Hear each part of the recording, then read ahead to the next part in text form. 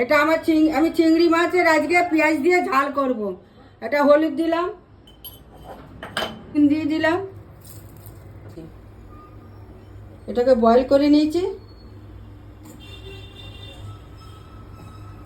এবার কড়াইয়ে আমার পেঁয়াজটা ভেজে রেখেছিলাম, পেঁয়াজটা দিয়ে দেবো।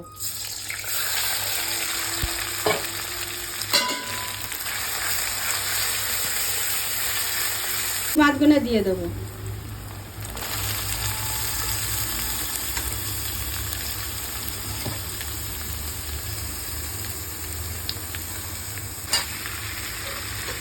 একটু লঙ্কা আছে, লঙ্কা গুঁড়ো কটা আছে, এটা আমি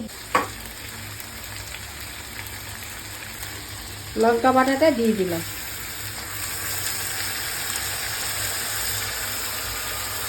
এবার একটু জল দিয়ে দিলাম।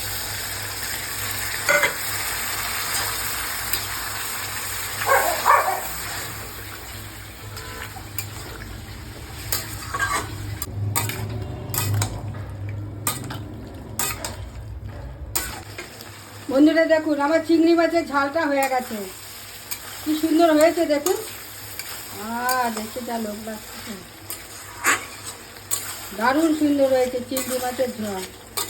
চিংড়ি মাছের ঝাল পেঁয়াজ দিয়ে, পেঁয়াজ আর লঙ্কা বাটা দিয়ে।